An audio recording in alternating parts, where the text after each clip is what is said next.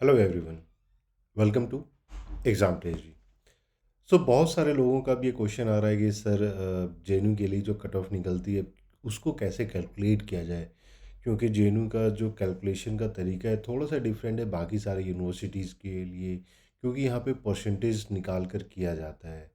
Plus यहाँ पे बहुत सारे लोगों के मन में ये भी डाउट था कि सर जो डेप्रीवेशन पॉइंट जो ऐड होते हैं वो किस तरीके से ऐड होते हैं, वो मार्क्स के रूप में ऐड होते हैं, परसेंटेज के रूप में ऐड होते हैं, या कुछ लोगों का ये भी क्वेश्चन था कि सर अगर मान लीजिए मुझे 5 डेप्रीवेशन पॉइंट मिल रहा है तो इज इट इक्वलेंट टू 4 या 5 करेक्ट क्वेश्चंस।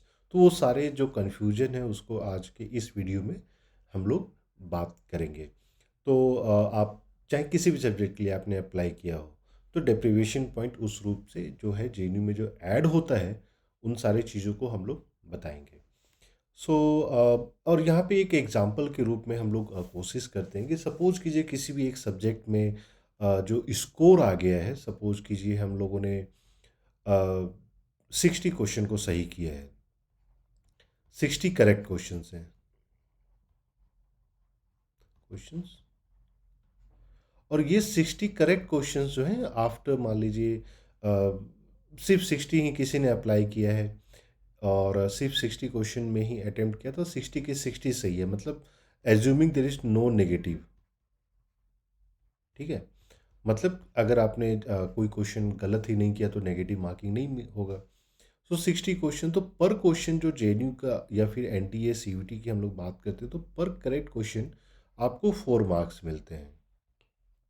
ठीक है, या फिर एज्यूम कर लेते हैं कि यहाँ पे आपने जो है जैसे 4 आपने करेक्ट मार्क्स पर करेक्ट क्वेश्चन, ये नहीं कि आपने इनकरेक्ट कर दिया हो तो उसमें आपका नेगेटिव मार्किंग हो जाएगा, और सारे जो भी करेक्ट क्वेश्चन के उसके 4 मार्क्स होते हैं।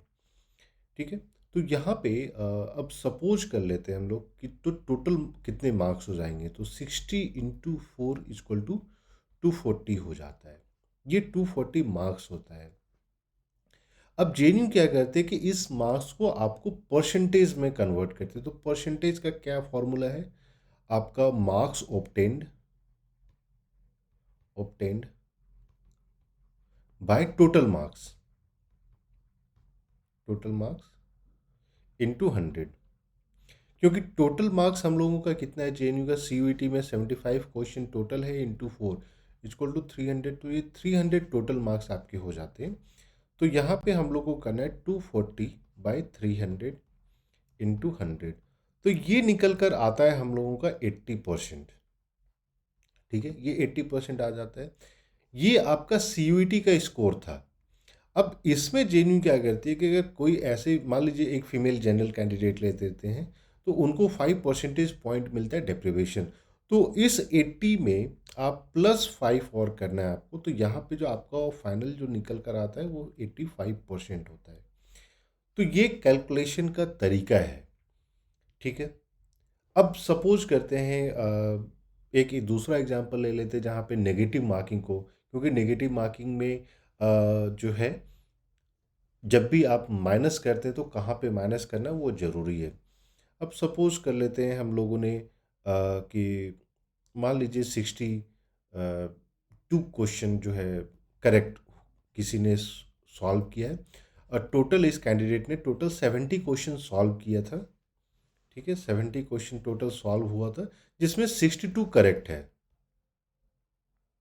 तो इस केस में इनकरेक्ट क्वेश्चंस कितने हो गए, इस केस में आपके इनकरेक्ट जो है टोटल 8 हो गए, तो यानी -8 हो जाएगा। ठीक है, अब 62 इंटू अगर आप 4 करते हैं तो ये आपका 248 आ जाता है, और फाइनली यहाँ पे आपको -8 कर देना है यानी 240, और अगेन सेम प्रोसेस, तो यहाँ पे आपका 80% निकल कर ऐसे आ जाता है। तो ये प्रोसेस होता है कि आप जब जेएनयू के लिए अपना कट ऑफ कैलकुलेट करने की कोशिश करते हैं तो इस तरीके से आपको कैलकुलेट करना है। ठीक है, तो ये प्रोसेस होता है। तो क्योंकि बहुत सारे स्टूडेंट ऐसे थे जो परसेंटेज निकालने के लिए भी वो क्या कर रहे थे, 240 डिवाइडेड बाय अपना 4 कर रहे थे। उनको लगा कि अब 4 करेक्ट, एक पर करेक्ट क्वेश्चन के लिए 4 मार्क्स मिलता है तो हम डिवाइड बाय 4 करेंगे तो 60% आ जाता है। और फिर कुछ स्टूडेंट का को कॉल करके ये कहना था कि सर मेरे तो 60% ही आ रहे हैं, लास्ट ईयर तो जेएनयू का कट ऑफ मान लीजिए 70% था, तो मेरा तो नहीं हो पाएगा, इतना अच्छा एग्ज़ाम जाने के बाद भी नहीं हो पाएगा। तो ये जो है प्रोसेस गलत है। इस तरीके से आपको अपना मार्क्स कैलकुलेट करना है, इस तरीके से आप अपने परसेंटेज पॉइंट्स को कैलकुलेट कर सकते हैं। और जो सीयूईटी के द्वारा जो फाइनल आंसर की के बाद जो फाइनल स्कोर कार्ड आता है जेएनयू के, जो फाइनल जब जेएनयू अपना कट ऑफ रिलीज़ करती है, जब जेएनयू हर एक स्टूडेंट को, जितने भी स्टूडेंट ने अप्लाई किया है, हर एक स्टूडेंट का जब वो मार्कशीट रिलीज़ करती है, तो उसमें जो भी डिप्रीवेशन पॉइंट होता है वहाँ पे ऐड करके ही फाइनल रिजल्ट आता है। तो ऐसा नहीं है कि जो जेएनयू का रिजल्ट है वो विदाउट डिप्रीवेशन पॉइंट आता है, उसके बाद डिप्रीवेशन पॉइंट ऐड हो जाता है, नहीं। जो जेन्युइन का जो रिजल्ट निकलता है, जो कट ऑफ आप लास्ट ईयर का देखा होगा या 2022 का देखा होगा, तो ये डेप्रिवेशन पॉइंट ऐड करने के बाद कट ऑफ निकलती है, उससे पहले नहीं। इसके अलावा आपके पास कोई और क्वेश्चन है, क्वेरी है, तो आप कॉल या मैसेज कर सकते हैं, या वीडियो के कमेंट में भी कमेंट कर सकते हैं। और अब हम लोग कोशिश करेंगे कि हर एक सब्जेक्ट का जो है, जो जेन्यू का 2022 का कट ऑफ था, 2023 का कट ऑफ था, दोनों को डिस्कस करने का, सो दैट आपके पास एक कंपैरेटिव अंडरस्टैंडिंग हो जाएगा कि कट ऑफ किस तरीके से वैरी करता है, और आपने कैलकुलेशन किया है कि कितने क्वेश्चंस आपके सही हो रहे हैं, उस हिसाब से आप किस कट ऑफ में कहाँ पे लाई करते हैं।